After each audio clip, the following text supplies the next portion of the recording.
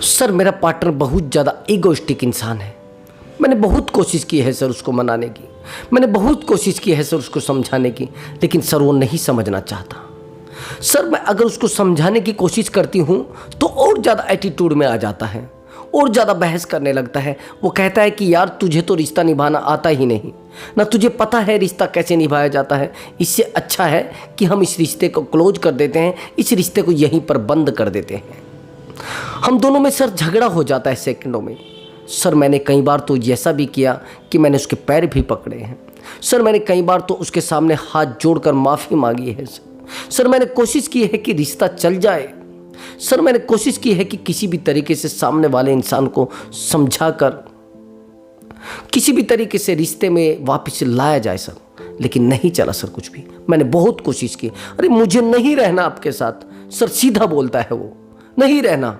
Sir 2-3 बार तो मुझे थप्पड़ भी मार चुका है सर, 2-3 बार क्या कई बार तो गाली दे चुका है सर, गालियाँ बहुत ज़्यादा देता है। दोस्तों जब हमारा पार्टनर बहुत ज़्यादा एटीट्यूड वाला हो, बहुत ज़्यादा घमंडी हो और आप चाहते हैं उसके घमंड को तोड़ना, तो यह वीडियो आपके लिए बहुत ज़्यादा इंपॉर्टेंट होगा और 100 के 100% आपको सॉल्यूशन मिलेगा। दोस्तों वीडियो को लास्ट तक देखना है, वीडियो में बताए गए टोटल टिप्स को ध्यान से फॉलो करना है। और दोस्तों एक बात और ध्यान रखना, अगर आप मुझसे बात करना चाहते हैं तो व्हाट्सएप नंबर दिया हुआ है, उस व्हाट्सएप नंबर पर आप अपना कॉल बुक करा सकते हैं, लेकिन ब्रदर वो पेड कॉल नंबर है। अब ध्यान से मेरी बातों को समझना। जिस रिश्ते में आप हो, आपने वहां पर अपनी वैल्यू को डाउन किया है। जब आप अपनी वैल्यू को डाउन कर देते हैं तो सामने वाला इंसान आप पर विश्वास क्यों करेगा भैया? सामने वाला इंसान आपके साथ रिश्ते में क्यों रहेगा? अब जब आपने उस पार्टनर को इतनी वैल्यू दे दी है तो आपकी वैल्यू तो कम होनी है। आप कहेंगे सर मेरा पार्टनर बहुत ज़्यादा ईगोइस्टिक है सर मैंने हर मुमकिन कोशिश कर ली है। कमाल की बात यह है कि आप ईगो उसका तोड़ ही नहीं सकते। मैं सच बता रहा हूँ, आपके अंदर वो दम है ही नहीं। वो सब चीज़ों को पढ़ चुका है, वो आपकी एक एक चीज़ को समझ चुका है कि आप ईगोइस्टिक हैं, लेकिन आप उसके सामने जीरो हो। जब आपने उसको एक एक चीज़ बता दी है कि आज हमारे घर में गाजर का हलवा बना है, आज हमने आलू की सब्जी बनाई है, आज हम चिकन खा रहे हैं, आज हम ये चीज़ खा रहे हैं, अब हम यहाँ पर रेस्टोरेंट में बैठे हैं, अब मेरे हस्बैंड घर में आ गए हैं, अब मेरे हस्बैंड घर में से चले गए हैं, मेरे हस्बैंड भी मेरे साथ झगड़ा करते हैं, मेरे बेटे भी मेरे साथ झगड़ते हैं, मेरा ब्रदर भी मेरे साथ झगड़ता है। जब आप सब चीज़ों को सामने वाले इंसान को बता रहे हैं कि मेरी ज़िंदगी में ये सब चीज़ें हैं और ये सब मेरे साथ गलत हुआ है, तो आप सामने वाले इंसान से क्या उम्मीद करेंगे? आप समझ रहे मेरी बात को? आपने सामने वाले इंसान का ईगो बढ़ाया है, वो पहले जीरो था। अगर आप पहले रिलेशनशिप में अपने जाएंगे तो आपको लगेगा कि हाँ वो जीरो था। मैं इस वीडियो में 4 पॉइंटों पे बात करूंगा, सीधी बात ध्यान से समझ लेना। ओनली 4 पॉइंटों पे बात करूंगा और 4 पॉइंट के अंदर आपको अपनी प्रॉब्लम का सॉल्यूशन मिल जाएगा। फिर आप मुझे मत कहना वीडियो सही नहीं देखेंगे और लास्ट तक नहीं देखेंगे, तो मैं लास्ट में बहुत बेहतरीन ट्रिक बताने वाला हूं, उस ट्रिक को ध्यान से देखना। आप फिर कहेंगे सर आप सॉल्यूशन तो बताते नहीं। अरे जब वीडियो को सही से देखोगे और कट कट करके देखोगे, स्किप करके देखोगे, तो क्या होगा? यही होने वाला है जो प्रेजेंट में हो रहा है, यही होने वाला है जो प्रेजेंट में चीजें हो रही हैं। अब ध्यान से समझना। जब हम किसी इंसान से एक एक बात को बता देते हैं, छोटी छोटी वैल्यू को बता देते हैं कि मेरे साथ उस इंसान ने इतना धोखा किया था, उस इंसान ने मेरे साथ ये सब कुछ किया था, तो सामने वाला इंसान उन चीज़ों को ध्यान रखता है कि क्यों ऐसा हुआ है। सबसे पहला पॉइंट, अगर आप बहुत ज़्यादा गुस्से वाले इंसान हैं तो सीधी बात है आपके पास कोई भी टिक नहीं पाएगा, पूरी दुनिया में से कोई नहीं टिक पाएगा। चाहे सामने वाला इंसान कितना भी समझदार हो, सामने वाला इंसान कितना भी एटीट्यूड वाला इंसान हो, सामने वाला इंसान कितना भी समझदार इंसान हो, अगर आप बहुत ज़्यादा गुस्से वाले इंसान हैं तो आपके पास कोई नहीं टिकेगा। एग्जाम्पल के लिए, मैं एक काउंसलिंग कर रहा था और उस काउंसलिंग को लगभग 4 दिन हो चुके हैं। मैं सामने वाले इंसान को पहले एक ट्रीटमेंट देता हूँ 2-3 दिन के लिए, साइलेंट ट्रीटमेंट। मैं उसके बिहेवियर को चेक करता हूँ उसमें, और उसके बिहेवियर को चेक करने के बाद मुझे पता लगता है कि सामने वाले इंसान का बिहेवियर इस तरीके का है। अगर आप किसी इंसान से सीधी बात करेंगे कि आपका बिहेवियर कैसा है, वो नहीं बताएगा। सीधी बात समझ लेना। अगर किसी इंसान के कैरेक्टर के बारे में जानना है, किसी के चरित्र के बारे में जानना है, तो उसके सामने जब आप पैसा रख दोगे, अगर उसको चोरी की आदत है तो चोरी करेगा, और ईमानदारी की आदत है वो ईमानदारी करेगा ब्रदर। यही से मैं कोशिश करता हूं कि सामने वाले के माइंड को पढ़ा जाए। अब जब मैं उसको साइलेंट पे छोड़ता हूं तो वो बेचैन हो जाता है। कमाल की बात। एक काउंसलिंग तो मेरे पास ऐसी आई है, मैंने उसको 1 वीक का जो टाइमिंग है वो शो करा कि मैं इतने दिन में ये सब रिजल्ट आ जाता है। मैंने कहा कि आप लगभग इतने दिन तक साइलेंट रहिए और इतने तरीके से करिए, आप उस तरीके को आप मैनेज करिए। अब वो इतने बेचैन हो जाते हैं, इतने बेचैन हो जाते हैं कि उनके पास टाइम नहीं रहता है कि वो अपने आप को भी संभाल पाए। रात दिन परेशान। एक तो मुझे 2 दिन के बाद ही कहने लगे कि सर रिजल्ट तो कुछ आया नहीं। अब मैंने सामने वाले से पूछा कि भैया आप जिस जॉब में लगे हो वो पहले ही काउंसलिंग में लग गए क्या, पहले अटेम्प्ट में लग गए क्या? कि नहीं सर, 3-4 अटेम्प्ट देने पड़े। तो सबसे पहली बात तो आपके अंदर पेशेंस होना चाहिए। अगर आपको गुस्सा बहुत ज़्यादा आता है तो रिश्ते आप कितने भी बेहतर बना लीजिए, आप कितने भी बेहतर इंसान हो, आपके साथ कोई नहीं टिक पाएगा। अगर आप वाइफ हैं तो आपके हस्बैंड नहीं टिकेंगे, अगर आप हस्बैंड हैं तो आपकी वाइफ नहीं टिकेगी, अगर आप बॉयफ्रेंड हैं तो आपकी गर्लफ्रेंड नहीं टिकेगी, अगर आप गर्लफ्रेंड हैं तो आपका बॉयफ्रेंड नहीं टिकेगा। ध्यान से समझना, गुस्से का जो बिहेवियर होता है वो कैसा होता है। किसी कारणवश हमारे पार्टनर ने हमारा कॉल नहीं उठाया। अब जब उस इंसान ने हमारा कॉल नहीं उठाया तो हम उसको 10 कॉल लगा देंगे। 10 कॉल के बाद उसने हमारा कॉल नहीं उठाया तो हम 15 कॉल लगा देंगे, और 15 कॉल के बाद भी उसने हमारा कॉल नहीं उठाया। मैंने देखा है कि लोग 50-50 कॉल लगा देते हैं, 50-50 कॉल कर देते हैं। समझ रहे मेरी बात को? और जब कोई इंसान 50-50 कॉल कर देता है तो चीजें माइनस होना शुरू हो जाती हैं। वो समझ जाता है कि बेवकूफ़ इंसान है, ये उल्लू इंसान है, इसकी ज़िंदगी में कुछ नहीं है, इससे अच्छा है इसे पीछा छुड़ा लिया जाए। जब आप किसी इंसान से रिश्ते में डीपली रहते हैं तो वो इंसान आपके बिहेवियर को जज करता है। सबसे ज़्यादा तो नार्सिस्ट बिहेवियर आप डेवलप कर लेते हैं, और अगर नार्सिस्ट बिहेवियर आपका है तो लोग आपके साथ नहीं टिकेंगे। अब मैं बिहेवियर की बात कर रहा हूँ, गुस्से वाले। जब आप गुस्से में किसी इंसान से बात करते हैं वो तो प्यार से बात नहीं करेगा। 1-2 दिन के लिए वो आपसे डर कर बात करेगा, उसके बाद वो आपसे पीछा छुड़ाना चाहेगा, क्योंकि आप उसको इरिटेट कर रहे हैं, क्योंकि आप कंटिन्यू उस इंसान को जीरो कर रहे हैं। मैं आपको सच बता रहा हूँ, ऐसे बहुत सारे मेरे साथ ऐसे काउंसलिंग हैं जिनमें गुस्से बहुत ज़्यादा है, और गुस्सा बहुत ज़्यादा होने के कारण उनके रिश्ते टूट चुके हैं। सच बता रहा हूँ मैं आपको, गुस्सा उनका इतना ज़्यादा बढ़ चुका है, वो सोचते हैं कि सर ऐसा क्यों हो रहा है। उनके क्रोध की सीमा बहुत हाई लेवल है, उनके क्रोध की सीमा इतनी हाई है कि सामने वाले इंसान को समझ पाना बड़ा मुश्किल है। अभी एग्जाम्पल के लिए समझना, एक्चुअली मैं काउंसलिंग कर रहा था, वो काउंसलिंग बड़ी हैवी काउंसलिंग थी और बहुत हाई काउंसलिंग। जिस काउंसलिंग को मैं समझ नहीं पाया, उस महिला ने मुझे कहा कि सर एक्चुअली मैं जिस लड़के से प्यार करती हूँ उस लड़के से मेरी शादी नहीं हुई थी। मैंने कहा ठीक है, लेकिन सर मेरे माँ बाप ने मेरी शादी ज़बरदस्ती कर दी। कमाल की बात, वो गवर्नमेंट में थी महिला। उसने कहा कि सर मेरी शादी मेरे माँ बाप ने ज़बरदस्ती कर दी, और सर वो लड़का अच्छा भी नहीं था मेरे देखने में, और मुझे लगा कि चलो ठीक है चल जाएगा। सर 1 दिन बीता, 2 दिन बीता, 10 दिन बीते। सर 6 महीने के बाद उस लड़के में मुझे कमियां नज़र आने लगी। सर वो मुझे अच्छा दिखता ही नहीं था, ना मुझे उससे प्यार हुआ। सर एक दिन ये हुआ कि मेरे दिमाग में ये आया, झगड़े रात दिन होते रहे। मैं संभालना चाहती, वो नहीं संभाल पाता, वो संभालना चाहते, मैं नहीं संभाल पाती। चीज़ें बढ़ने शुरू हुई, 1 दिन बढ़ी, 2 दिन बढ़ी। सर एक दिन ये हुआ कि 2 साल के बाद हमारा तलाक हो गया और हम एक दूसरे से अलग हो गए, यानी विवाह विच्छेद हो गया, हम अलग अलग हो गए। और सब मैं परेशान हो गई। मैंने सोचा कि ऐसी कौन सी मेरे अंदर कमी थी। कमाल की बात, मुझे लगा कि सामने वाला इंसान गंदा था, सामने वाला इंसान बहुत बुरा था, इसलिए मेरा रिश्ता टूटा है। 1 दिन बीतता है, 2 दिन बीतता है, और मेरे रिश्ते टूटने के बाद मुझे 1 साल बीत जाता है। अब मेरी लाइफ में एक लड़का आता है, बड़ा खूबसूरत, बहुत अच्छा, जिसको कहते गोरा चिट्टा, बिल्कुल चिकना जिसको कहे। इतना ज़बरदस्त लड़का है सर, बहुत अच्छा लड़का, जो देखने में हीरो। और मैं देखने के बाद सर एकदम से उससे सम्मोहित हो गई, एकदम से उसके फंस गई, बस जिसको कहते हैं। सर मुझे उससे प्यार हो गया। और सब जब प्यार हुआ तो मैंने कोशिश की कि उस प्यार को ना बढ़ाया जाए। सर एक दिन ये होता है, सर वो अनमैरिड था, कमाल की बात, वो अनमैरिड था और मैं मैरिड थी, लेकिन वो जिसको कहते हैं वो ज़्यादा पढ़ा लिखा नहीं था। एक दिन बीतता है, 2 दिन बीतता है, 10 दिन बीतते हैं, प्यार हमारा बढ़ना शुरू हो जाता है। एक दिन क्या होता है कि वो मेरे घर आ जाता है अपनी मदर को लेकर और मेरा रिश्ता मांग लेता है। मैं तो बड़ी खुश होती हूँ और सर 6 महीने के बाद हमारा रिश्ता हो जाता है। और कमाल की बात सर, उस पार्टनर से मुझे एक लड़की हो जाती है। अब वो लड़की मेरे साथ रह रही है सर, लेकिन सर पता नहीं क्या हुआ, 1 दिन बीता, 2 दिन बीता, ये भी चीज़ें कहानी चलती रही और कहानी चलती रही।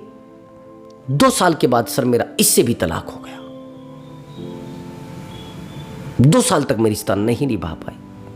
अब मैंने सोचा कि सामने वाले लोगों में ही कमी है।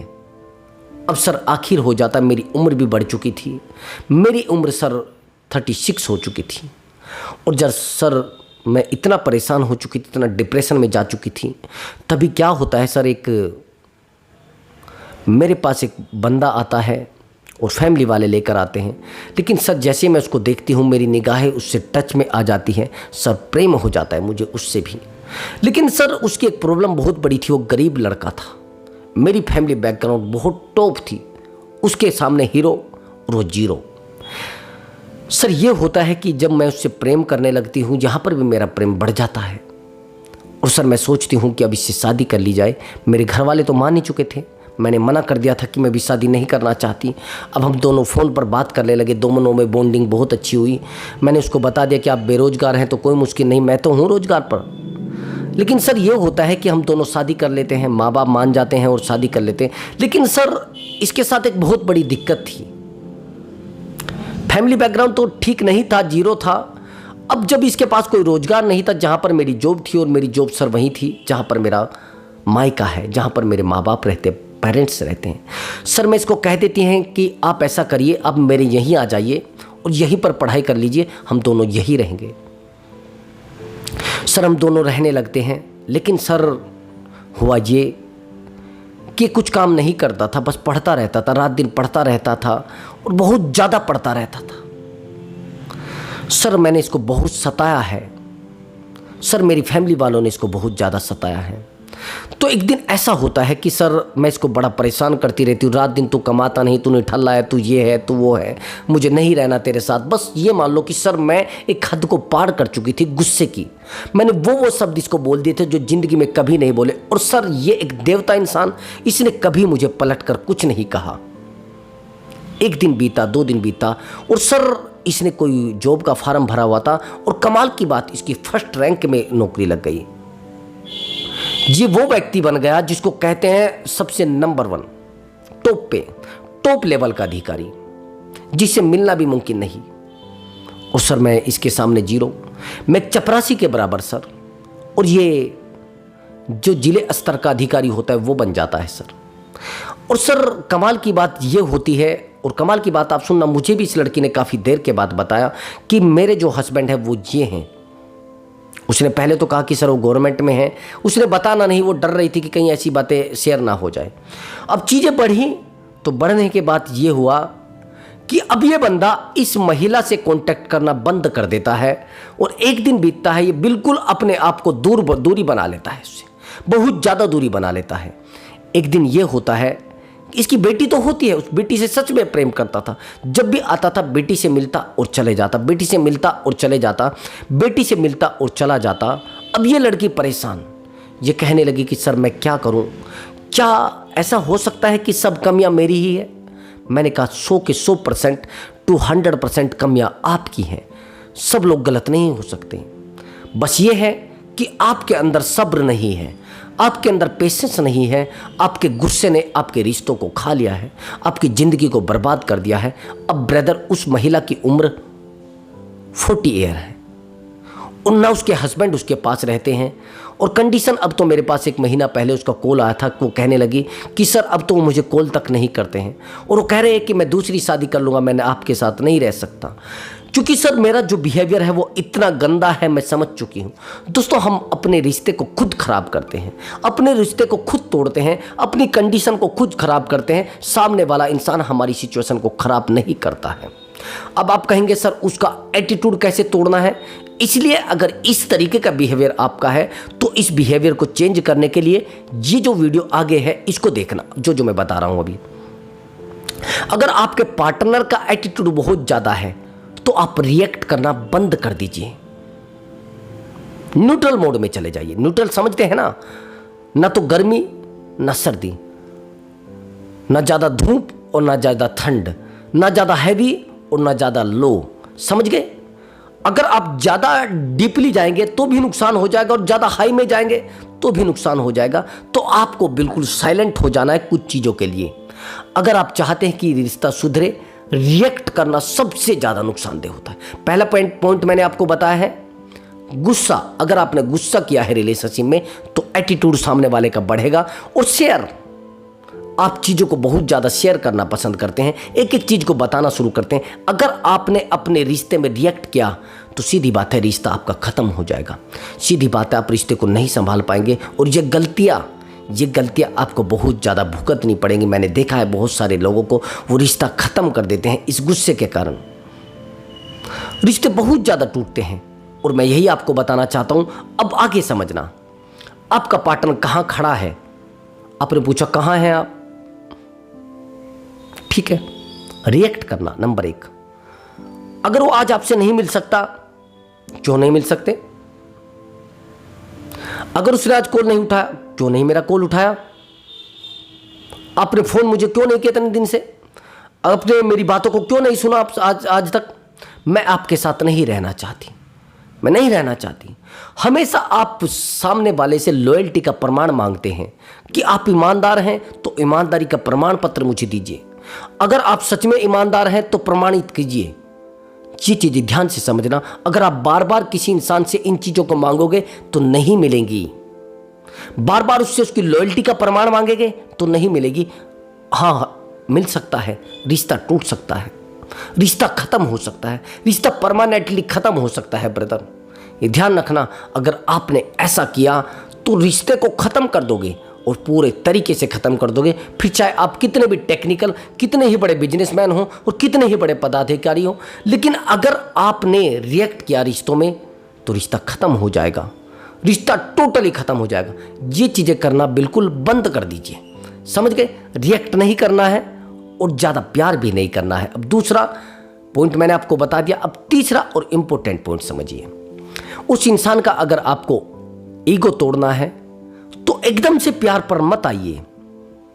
हम टूट जाते हैं जैसे ही हम कोई ट्रिक यूज करते हैं। तो जैसे 2 दिन बीतते हैं, अरे सर उसका तो कॉल ही नहीं आया, सर उसने तो मैसेज ही नहीं किया, सर कोई कॉल मैसेज तो आया नहीं, सर क्या होगा, सर क्या होगा, सर वो कहीं किसी और के साथ कंफर्ट ना हो जाए, सर वो किसी और के साथ सो ना जाए। अरे भैया, जब तक आप उसकी लाइफ में नहीं थे तब भी तो किसी के साथ सो रही होगी, तब भी तो किसी के पास बैठती हो, तब भी तो किसी के साथ रहती होगी, या पूरी लाइफ में आप ही उसकी चौकीदारी कर रहे हैं? ये जो चौकीदारी आप कर रहे हैं ना, इस चौकीदारी को करना बंद कर दीजिए, ये बंद कर दो, नहीं तो रिश्ते और ज़्यादा कमज़ोर होंगे। ध्यान से सुन लेना मेरी बात को। अगर आप एक एक टाइम में उससे 10-10 सवाल करते हैं, ये मोबाइल किसका है, ये फ़ोन किसका है, ये किसका फ़ोन आ रहा था, ये किसकी कॉल आ रही थी, ये किसके मैसेज आ रहे थे, ये हरकतें बंद कर दीजिए। ये रिश्ते को खा जाएंगी, रिश्ते को डुबो जाएंगी। अगर आप ये हरकतें नहीं बदलेंगे तो ब्रदर रिश्ता बदल जाएगा और डमरू आपका बच जाएगा। आपको पता भी नहीं चलेगा कि रिश्ता कब खत्म हो गया, आपको पता भी नहीं चलेगा कि रिश्ते में कब गांठ लग गई, ये पता नहीं चलेगा। हाँ, रिएक्ट कर रहे हैं तो नॉर्मल रिएक्ट करिए। अब सुनिए मेरी बात को। अब हम सोचते हैं कि सामने वाले पार्टनर का घमंड तोड़ना है। सबसे जो तीसरा पॉइंट है वो बहुत बेहतर पॉइंट है, पेशेंस। अगर आप इस मामले में पेशेंस नहीं रख पाते और बेचैन हो जाते हैं, सर मैंने 2 महीने से उससे बात नहीं की, सर मैंने 1 महीने से उससे बात नहीं की, अरे लेकिन उस तरीके से रह तो रहे हैं ना, उस यादों में तो घुट रहे हैं ना, उन चीज़ों में घुस तो रहे हैं ना। आप कहते हैं कि सर मैंने तो साइलेंट होकर देख लिया। जो साइलेंट आप रह रहे हैं, रात दिन आप उसको याद भी कर रहे हैं, रात दिन उसके बिना रह भी नहीं पा रहे हैं, रात दिन उसकी यादों में रो भी रहे हैं, यानी ये जो वाइब्रेशन है ये उस तक पहुंच रही है कंटिन्यू। ये जो आप नेगेटिव आज रह रहे हैं ना, ये चीज़ें उस तक पहुंच रही है। ये जो आप पॉजिटिव आप रह रहे हैं ना, ये चीज़ें उसको पहुंच रही है। जितना आपके चेहरे पर हंसी होगी, जितना आपके चेहरे पर खुशी होगी, उतना ही वो इंसान और ज़्यादा कमज़ोर पड़ेगा। लेकिन जितना आप रोएंगे, जितना आप गिड़गिड़ाएंगे, जितना आप परेशान रहेंगे, चाहे उससे दूर भी हो, तो ये वाइब्रेशन भी उस तक पहुंचती है ब्रदर। अगर ये गलती आपने की है तो बहुत बड़ी गलती की है। अब मैंने कहा प्यार, अगर आपने प्यार बहुत ज़्यादा दिया है उस इंसान को, ध्यान से सुनना, ज़्यादा प्यार हजम नहीं होता है। अगर आपने अपने पार्टनर से टूटकर प्यार किया है और टूटकर प्यार किया है, उसको इतना प्यार दिया है, इतनी खुशी दी है, इतना हमेशा उसके लिए अवेलेबल रहे हैं, तो भी भैया सामने वाले इंसान का एटीट्यूड बढ़ जाएगा, सामने वाले इंसान का लेवल बढ़ जाएगा और आप वैल्यूबल नहीं रहेंगे। तो एटीट्यूड अगर तोड़ना है तो प्यार कम दीजिए और प्यार को थोड़ा पीछे खिसका लीजिए। जैसे किसी इंसान को हम खाना ज़्यादा दे देते हैं ना, वो फेंक देता है, वो कुत्तों के आगे फेंक देता है, वो डस्टबिन में फेंक देता है, वैसे ही प्यार अगर आपने ज़्यादा दिया है तो उसको पीछे खींचिए, कम कर दीजिए। अगर आप कम नहीं कर सकते तो भैया कम करना पड़ेगा, और ज़्यादा कर रहे हैं तो रिश्ता टूटना है 100% टूटना है, चाहे आप कितने भी टेक्निकल इंसान हो। तो इसलिए क्या करना है, प्यार उतना ही करना है जितने में आपको खुशी मिले। सामने वाले को तो चाहे आप जितना भी कर लीजिए नहीं खुशी मिलेगी, आपको जिस चीज़ से सुकून मिले। आप समझना मेरी बात को, मैंने आपको क्या बताया है, प्यार ज़्यादा नहीं करना है। जो लोग ये सोच रहे हैं कि प्यार ज़्यादा करेंगे तो हमारा पार्टनर हमारे पास रहेगा, ये सोचना मत, ये दिमाग से निकाल देना। जितना आप पार्टनर से दूर जाएंगे उतना वो आपके लिए रोएगा। एक रिवर्स साइकोलॉजी सुना होगा आपने, रिवर्स साइकोलॉजी का मतलब होता है उल्टा। अगर पार्टनर आपको कहता है कि मैं आपसे बहुत प्यार करता हूं, तो आप कहें अच्छा कमाल की बात है।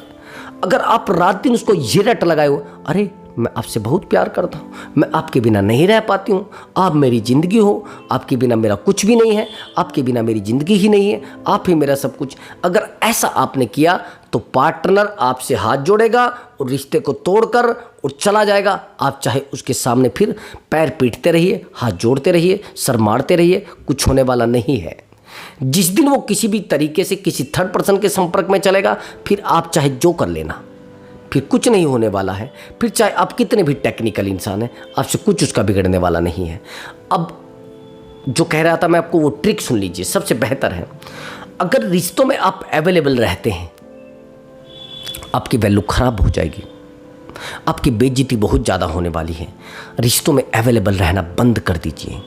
रिश्तों में ज़्यादा अवेलेबल रहना आपके लिए, वो कहते हैं ना, गले की फांसी है, आपकी ज़िंदगी बर्बाद कर सकता है। इसलिए आप कोशिश करिए कि आप ज़्यादातर रिश्तों में अवेलेबल ना रहे, उस इंसान के लिए अवेलेबल ना रहे। मैंने देखा है बहुत सारे लोगों को, वो क्या करते हैं, पार्टनर को हर समय टाइम देते हैं, उसके पास बैठे रहते हैं, अपना काम छोड़कर, अपनी वैल्यू छोड़कर सारा दिन पार्टनर के पास, सारी रात पार्टनर के पास। अरे सारा दिन बने हुए बंदर, बने हुए बेवकूफ़, बने हुए उल्लू। अरे भैया अपने आप को भी टाइम दो। जो टाइम आप उसको दे रहे हैं वो टाइम अपने आप को दीजिए, तब जाकर सामने वाले इंसान का घमंड टूटेगा। अपने आप को टाइम दीजिए उसके सामने, और ईगोइस्टिक इंसान बनने की कोशिश करिए, वैल्यूबल इंसान बनने की कोशिश करिए, बहुत ताकतवर इंसान बनने की कोशिश करिए। जब जाकर ये सब चीज़ें क्लियर होंगी, नहीं तो आप कितने भी होशियार हो और कितने भी टेक्निकल हो, रिश्ता टूट जाएगा।